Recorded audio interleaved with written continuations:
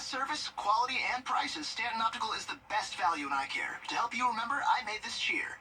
V value, A awesome value, L lots of value. You get 2 pairs of free eye exam and anti-glare lenses for only $79. Healthcare delivery is a team sport. It is the ultimate team environment. UGA and Piedmont both strive for excellence. To provide the best care that we can, we all have to work together. It's great being a part of a hospital system that puts patients first. We're prepared for anything, and we're ready for everything. I love working there. If someone wants to be part of a healthcare delivery team, I can't think of a better one to be a part of. We're proud to be Piedmont. Every day, ordinary people in the CSRA do extraordinary things to serve our community. Each month, News Channel 6 recognizes these outstanding volunteers with the Giving Your Best Award. Do you know an everyday hero who goes the extra mile to help others? Nominate them for the Giving Your Best Award by visiting WJBF.com and filling out the entry form. Sponsored by ScienceCo, Piedmont Augusta, Security Federal Bank, and News Channel 6. Bikers have a lot to look out for. It's what we've done for injured bikers for more than 25 years. Let me help you today. The Live 5-for-6 Skyview Network, sponsored by Terry Lambert Hyundai. Summertime is here. How do we know? Well, we're warm and humid, and we have scattered showers and thunderstorms. About plus the CSRA signs produces the pretty heavy, rainy, gusty winds. We'll have a live look at Live 5-for-6. I'll show you where these storms are going and what we can expect all coming up. Now on News Channel 6 at 6, lighting up Augusta. What makes a new proposed lighting system so unique? As your News at 6 starts now. Live from Television Park, this is WJBF News Channel 6 at 6.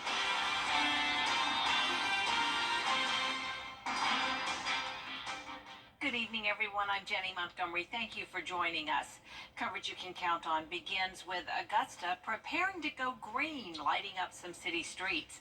Commissioners on Tuesday scheduled to vote on spending hundreds of thousands of dollars on streetlights that will be, for the first time, solar-powered. George Escala has the story. Wrightsboro Road is scheduled to be widened and repaved with new street lights never seen before on this scale. We always try to move forward, try new things, try to improve our community, try to improve the technology, and this is just another piece of that. Tuesday, commissioners scheduled to vote on new street lights for a part of Windsor Spring Road and Wrightsboro. Total cost, more than $600,000.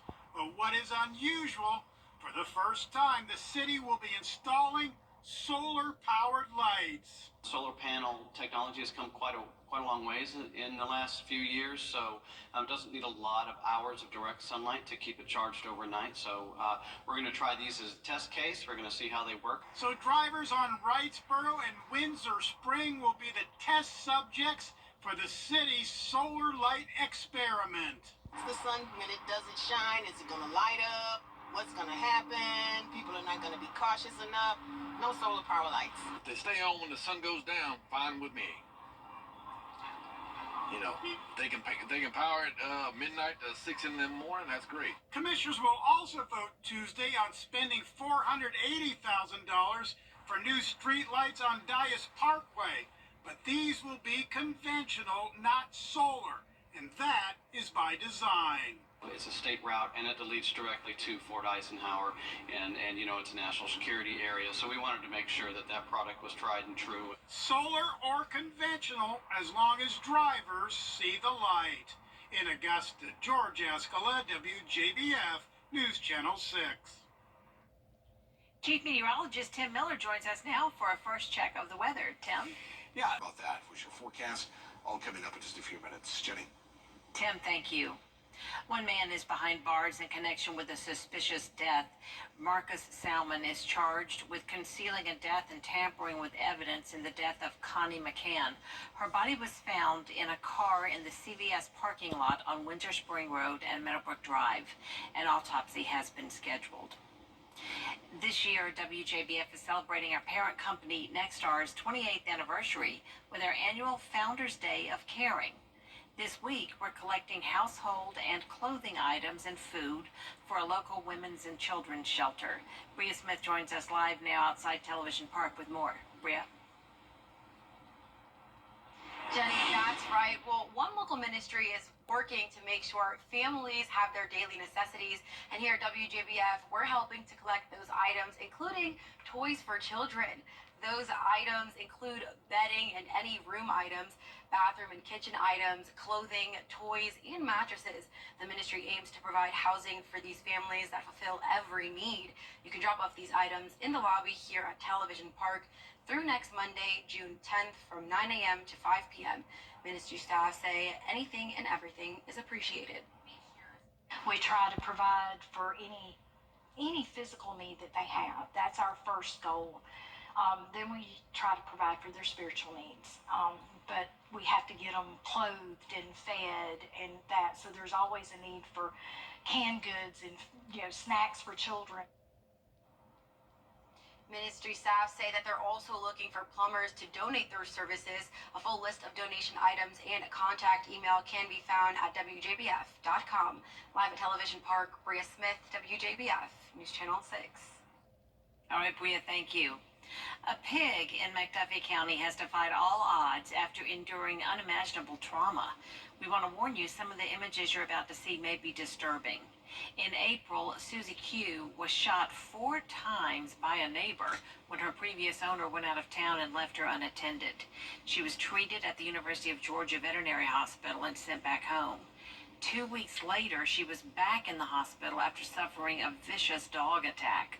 Her owner wanted to have her euthanized due to her severe injuries, but Southern Oaks Sanctuary in Thompson convinced them to surrender her. She is a miracle that wanted to live for a reason to tell her story, to show the world that this is what happened to her and that I lived. But we hope that it reaches other people that you do not put a dog and a pig alone.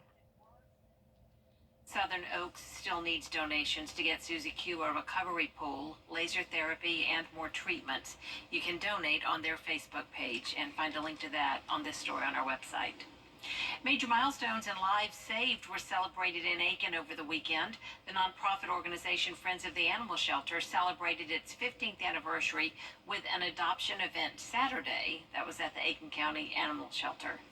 It was founded in 2009 with the goal of helping to save the lives of adoptable pets at the shelter. Organizers tell us that in that time, Aiken County has gone from euthanizing 90% of animals at the shelter to finding a home for every single adoptable pet.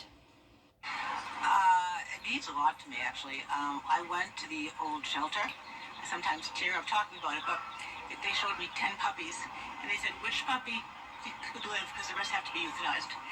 And I still have that haunting vision in my head.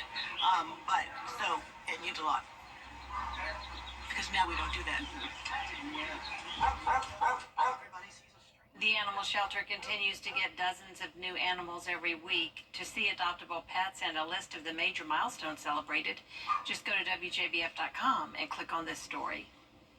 This week on Jenny, imagination runs wild in the Augusta Junior Players' upcoming production, Peter and the Starcatcher. Associate Artistic Director Christina DiCarlo sets the stage for a show that's really a prequel to Peter Pan.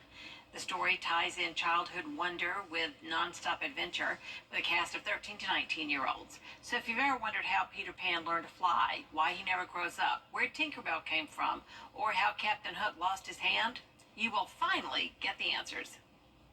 The authors wrote it because their young daughter asked, well, where did Peter Pan come from? They said, well, you know what, that's a great story. So they wrote a book about it, and then it was turned into a play with music. It was on Broadway about 10 years ago, and now we're bringing it here to Augusta, and we're so excited. We'll also hear from the folks at the O'Neill Foundation about the 13th annual Father-Daughter Gala. That's coming up Father's Day. And tips for a safe summer on the water, from backyard pools to the beach. It's all coming up tomorrow at 12:30 on Jenny. Next on this broadcast, the trial of Hunter Biden underway. South Carolina making the move Monday on Mark Kingston. One day after the Gamecocks were eliminated from the NCAA tournament, although he took his team to a pair of super regionals and his 6 full seasons on the job, he was never able to get the program back to the level of a decade and a half ago when South Carolina won a pair of national titles and played for another. The search for the next head coach now begins. Carolina Panthers rolling out a proposal for changes to Bank of America Stadium, going to include some technology and hospitality upgrades, new sound system, new video boards inside and outside of the stadium, also new seats. Plan calls for $650 million from the city over the life of a long-term deal from current hospitality and tourism taxes. Tepper Sports and Entertainment going to kick in about $570 million on top of the $117 million they say they've already invested. And may the odds ever be in your favor. The 2025 Masters Tournament ticket application process for practice rounds and daily tournaments is open. Applications to be accepted until June 20th. Tickets awarded through a selection process. Those selected notified via email. The 2025 Masters Tournament runs from April 7th through the 13th. Good luck. Crossing the fingers. All right. Thank you, Brendan. We'll be right back. At Lionel